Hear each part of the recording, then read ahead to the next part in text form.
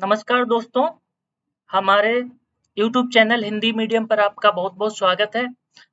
दोस्तों, आज हम शुरू करेंगे संविधान की अनुसूचियाँ। तो संविधान हमारे कॉन्स्टिट्यूशन यानी कि इंडियन कॉन्स्टिट्यूशन की इस श्रृंखला में आज हम शुरू करने जा रहे हैं शेड्यूल ऑफ कॉन्स्टिट्यूशन यानी कि भारतीय संविधान की अनुसूचियाँ। तो भारतीय संविधान में कितनी अनुसूचियाँ हैं? इस समय 12 अनुसूचियाँ हैं और मूल रूप से कितनी है?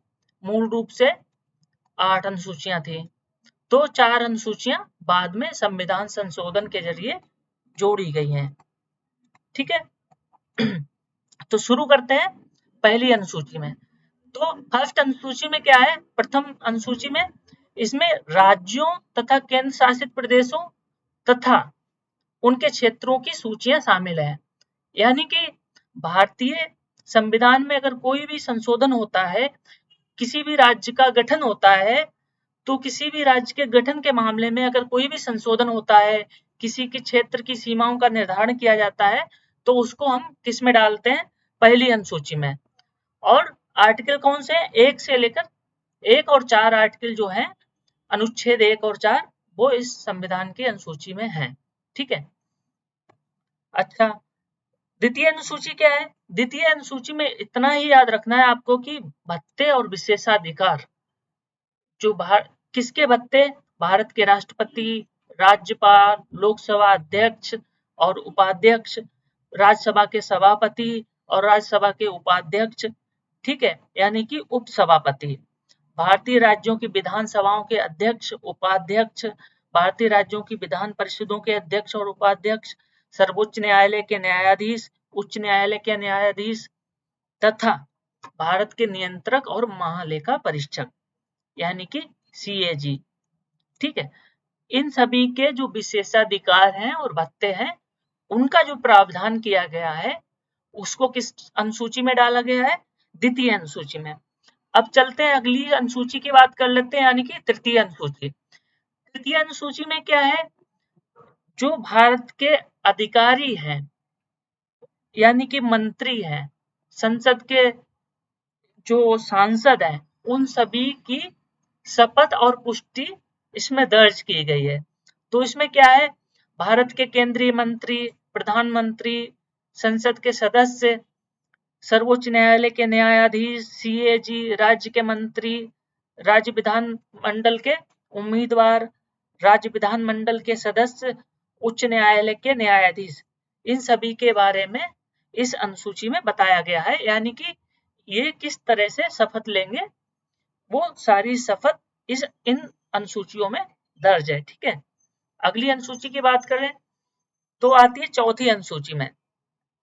तो याद रखिएगा कि चौथी अनुसूची में क्या है? इतना ही याद रखिए कि राज्यसभा में, राज्यों की राज्यसभा में सीटों के आवंटन के बारे में प्रावधान है। जैसे उत्तर प्रदेश में कितनी राज्यसभा सीटें हैं? 31 हैं। किसी स्टेट में कम होती है, किसी में ज्यादा है। तो हर स्टेट में पॉपुलेशन के हिसाब से, जनसंख्या के हिसाब से राज्यसभा में सीटों का आवंटन किया गया है।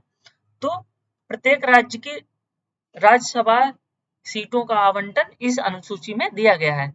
अब अगली अनुसूची की बात कर ले तो कौन सी अनुसूची है? पांचवी अनुसूची में क्या दिया गया है? अनुसूचित क्षेत्रों और अनुसूचित जनजातियों के प्रशासन और नियंत्रण के बारे में प्रावधान है। और ये अनुच्छेद कौन सा है? 244 अनुच्छेद इस चीज को डील करता है। ठीक है। अब आते हैं छठी अनुसूची। छठी अनुसूची में क्या है? 4 राज्य हैं। कौन कौन से? असम, मेघालय, त्रिपुरा और मिजोरम में जनजातीय क्षेत्रों के प्रशासनिक प्रावधान है। इसको याद रखने का तरीका है ATMM। ठीक है। असम, त्रिपुरा, मेघालय और मिजोरम। ठीक है।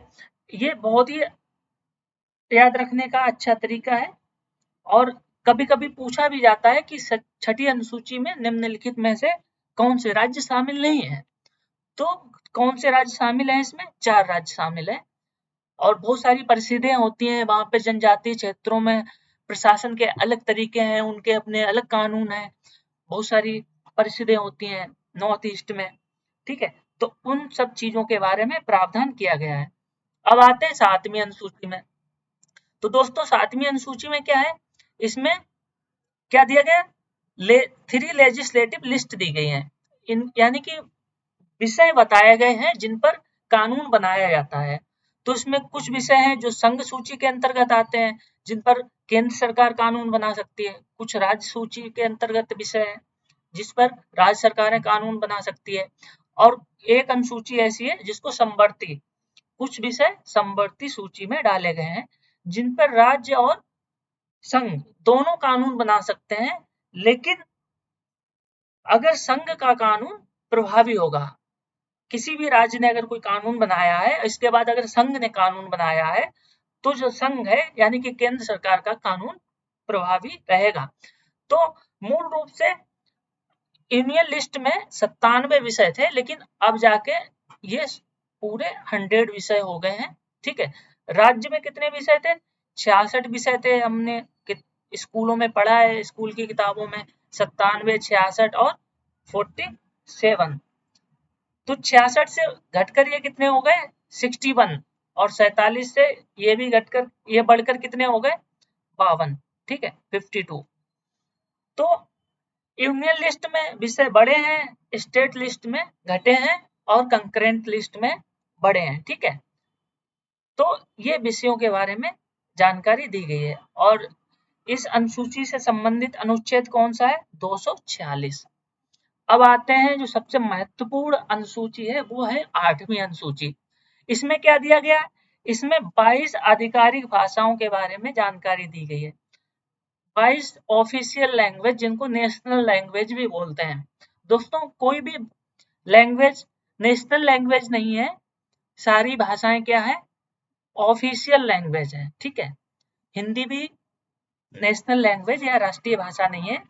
तो इसमें 22 भाषाएं जो हैं जिनको आधिकारिक भाषाओं की मान्यता दी गई है। आप ये पढ़ लीजिएगा, इतना डिटेल में नहीं पूछेगा, सिर्फ यही क्वेश्चन बनेगा यूपी लेखपाल या जो स्टेट के एग्जाम होते हैं कि कितनी भाषाओं का जिक्र किया गया है। ठीक है, और इससे संबंधित अनुच्छेद कौन से हैं, 344 और 351। ठीक है, अब आते हैं अति महत्वपूर्ण अनुसूची है 9वीं अनुसूची। इसमें क्या दिया गया है, इसमें जमींदारी प्रथा के उन्मूलन से संबंधित कानून दिए गए हैं, और इस अनुसूची को प्रथम संविधान संशोधन, ठीक है, प्रथम संविधान संशोधन 1951 के तहत जोड़ा गया था भारतीय संविधान में। और जो अनुच्छेद है वो 31 बा, ठीक है, हिंदी में देखेंगे तो 31 बा और इंग्लिश में 31 बी। ठीक है, हिंदी में इस तरह से लिखते हैं आ वा सा दा। ठीक है, इस तरह से।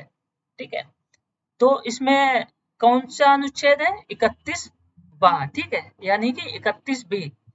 तो इस अनुसूची में एक जिक्र ये किया गया था कि कोई भी कानून अगर इस अनुसूची में डाल दिया जाएगा तो कोई भी सरकार या कोई भी व्यक्ति उनको अदालत में चुनौती नहीं दे सकता है। लेकिन दोस्तों अब ये ऐसा नहीं है, अब इस अनुसूची से संबंधित किसी भी कानून को अदालत में चुनौती दी जा सकती है। और इसी के तहत हमारे उच्चतम न्यायालय ने संविधान की जो बेसिक स्ट्रक्चर है उस शब्दावली को गढ़ा।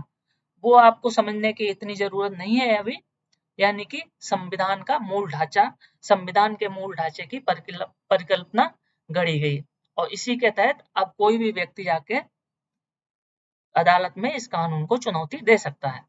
अब आ जाते हैं 10वीं अनुसूची। 10वीं अनुसूची को कब जोड़ा गया, 10वीं अनुसूची को 1985 में 92, ठीक है, 52nd अमेंडमेंट में इसको जोड़ा गया है। और इसमें क्या है, एंटी डिफेक्शन लॉ। दोस्तों पहले क्या होता था, कोई भी सांसद या विधायक क्या होते थे, दूसरी पार्टी में चले जाते थे और सरकार गिर जाती। लेकिन अब इतना आसान नहीं रहा है, इसके लिए कुछ प्रावधान किए गए हैं। तो अगर कोई भी विधायक या कोई भी संसद का सदस्य अगर पार्टी छोड़ता है, दूसरी पार्टी की सदस्यता ग्रहण करता है, तो दल बदल विरोधी कानून के आधार पर उसकी सदस्यता रद्द कर दी जाती है। और इससे संबंधित जो अनुच्छेद हैं वो 102 और 191 दिए गए हैं। ठीक है, अब आते हैं 11वीं अनुसूची और 12वीं अनुसूची। ये लास्ट की 2 अनुसूचियां हैं जो बहुत ही अति महत्वपूर्ण हैं और यहाँ से क्वेश्चन बनेगा ही बनेगा, क्योंकि आपके सिलेबस में ही दिया गया है। क्या? आपके सिलेबस में ही दिया गया पंचायती राज व्यवस्था, ठीक है। पंचायतों के बारे में दिया गया है, ठीक है।